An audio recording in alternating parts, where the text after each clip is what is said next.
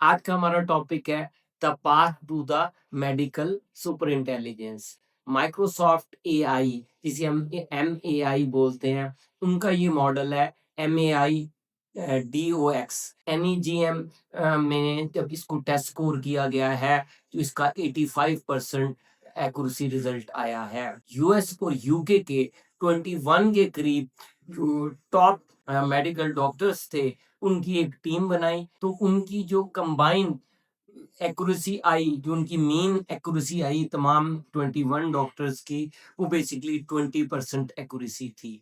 बड़ा जबरदस्त architecture use किया गया है। बेसिकली एक एजेंटिक सिस्टम यूज किया गया है। आप ये देख रहे होंगे, आपके सामने एक एजेंटिक सिस्टम आ रहा है, तो इसके अंदर Hi, I'm Xiao Liu, a physician scientist in the health team at Microsoft AI, and I'm going to take you through our sequential diagnosis benchmark.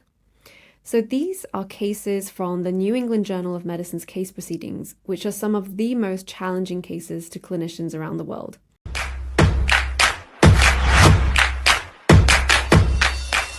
अस्सलाम वालेकुम। आज का हमारा टॉपिक है the path to the medical super intelligence. Microsoft AI, जिसे हम MAI बोलते हैं, उनका ये मॉडल है MAI DOX। MAI टॉक्स जिसे हम कह सकते हैं इन शॉर्ट फॉर्म में। तो MAI डॉक्स जो है, ये बेसिकली मेडिकल डायग्नोसिस के लिए एक मॉडल बनाया गया है। वैसे इसका इनिशियल रिलीज जो थी वो 30 जून 2025 में आई थी, और स्टिल इसको फाइन ट्यून किया गया है, और ये बड़ा मेडिकल डायग्नोसिस की फील्ड में अमेजिंग रिजल्ट्स दे रहा है।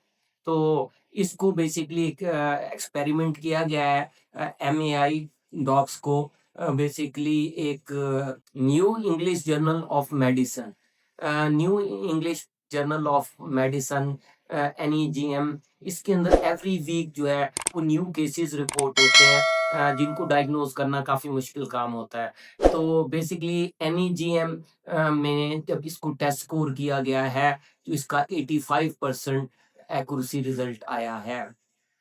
और जब ये बेसिकली एक्सपेरिमेंट किया गया तो बेसिकली इन्होंने यूएस और यूके के 21 के करीब जो टॉप मेडिकल डॉक्टर्स थे, उनकी एक टीम बनाई।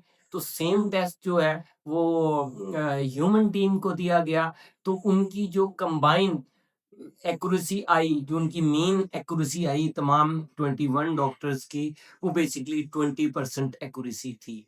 जबकि MAI DOX ने उसी जगह पर 85% एक्यूरेसी दी है। तो कहाँ एक ग्रुप ऑफ ह्यूमन डॉक्टर्स और उनका जो एक्सपीरियंस था वो 5 ईयर टू 20 ईयर एक्सपीरियंस्ड था रेलिवेंट फील्ड के अंदर। और तकरीबन 21 टॉप ह्यूमन डॉक्टर्स जिनका 5 टू 20 इयर्स एक्सपीरियंस है, उनका बेसिकली NEGM के जो डायग्नोसिस केस के अंदर उनको यूज किया गया तो उनकी 20% एक्यूरेसी थी। जबकि माइक्रोसॉफ्ट की जो ये मॉडल है, इसकी 85% एक्यूरेसी आई है। और इसके अंदर इन्होंने, जो अगर आप इसको देखें तो बड़ा जबरदस्त आर्किटेक्चर यूज किया गया है। बेसिकली एक एजेंटिक सिस्टम यूज किया गया है। आप ये देख रहे होंगे, आपके सामने एक एजेंटिक सिस्टम आ रहा है, तो इसके अंदर इन्होंने मल्टीपल एजेंट्स यूज किए हैं। जैसे हाइपोथेसिस एजेंट है, टेस्ट चूज एजेंट है, चेकलिस्ट एजेंट है, और इस तरह चैलेंजर एजेंट है। और वो जा रहा है एक वर्चुअल डॉक्टर पैनल के अंदर।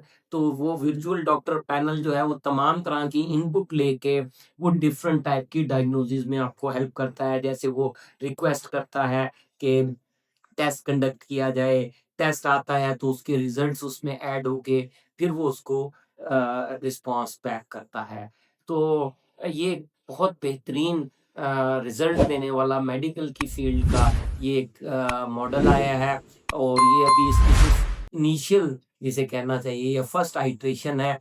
अभी इसकी मल्टीपल आइट्रेशन आएंगी तो देखें कि ये मेडिकल डायग्नोसिस के अंदर कितना हेल्प करता है। और साथ जैसे आज हमने देखा कि जितनी ज़्यादा ह्यूमंस की आबादी होती जा रही है, उस हिसाब से जो हमारे पास ह्यूमन डॉक्टर्स अवेलेबल नहीं है, जिसकी वजह से ये ट्रीटमेंट करवाना और मेडिकल डायग्नोसिस करवाना काफ़ी कॉस्टली हो रहा है। और अगर इस तरह के हमारे पास एजेंट आ जाते हैं तो फ्यूचर के अंदर आप उन डिजीज़ डिजीज को भी डायग्नोज करने में आसानी होगी, जो कि हमारे ह्यूमन डॉक्टर्स नहीं कर पाते। और उसकी वजह से काफ़ी, अभी भी अगर आप इस केस स्टडी को भी सामने रख लें तो देखें कि अगर दुनिया के टॉप डॉक्टर्स की बात हो रही है, जो कि 21 डॉक्टर्स थे यूएस और यूके के, जिनका क्या कहना चाहिए 5 to 20 years एक्सपीरियंस्ड है, और उसके बावजूद उनका जो एक मीन एक्यूरेसी आई है वो जस्ट 20% है।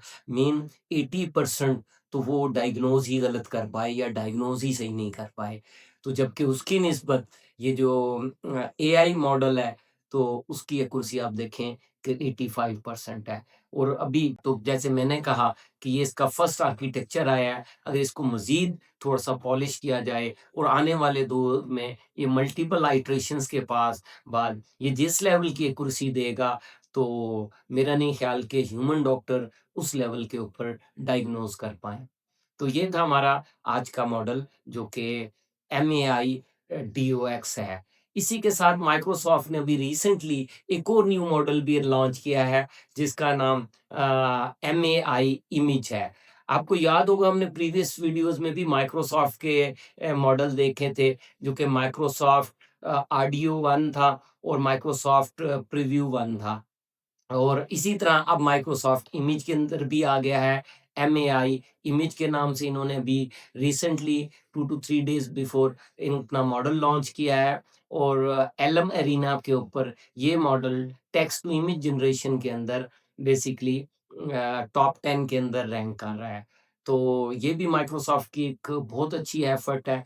माइक्रोसॉफ्ट काफ़ी देर के बाद आर्टिफिशियल इंटेलिजेंस की रेस में घुसा है, बट बहुत अच्छा वर्क कर रहे हैं। अभी इनका जितने भी मॉडल देखे गए हैं, तो ये जो अपना कंट्रीब्यूशन दे रहे हैं आर्टिफिशियल इंटेलिजेंस की फील्ड के अंदर, वो काफ़ी इम्प्रेसिव वर्क है, और इंडस्ट्री के अंदर काफ़ी चीज़ें ये ऐड ऑन कर रहे हैं।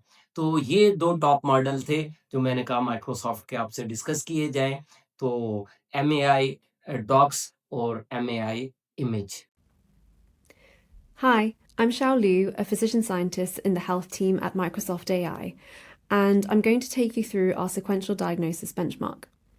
So these are cases from the New England Journal of Medicine's case proceedings, which are some of the most challenging cases to clinicians around the world. This one is of a 29-year-old woman with peritonsillar swelling and bleeding. And in our benchmark, we have two agents having a conversation. One is our gatekeeper agent, which has information about the case, and it can release it when it's requested in terms of diagnostic tests or aspects of the patient history. Then we have the Microsoft AI Diagnostic Orchestrator.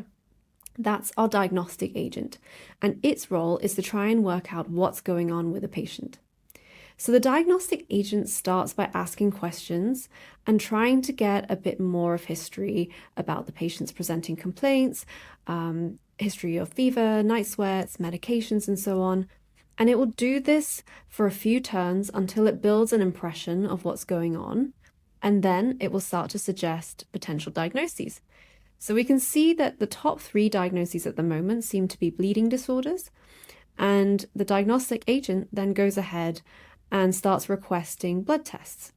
And this is going to help it exclude some of its top differentials or confirm them.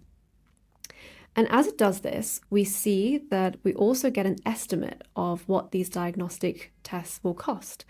And we'll see this go up as the diagnostic agent asks for more tests, and we get some positive ones here that are abnormal. And as it does so, it will also change its thinking about what the most likely diagnosis is now. Wish you good luck. Allah Hafiz.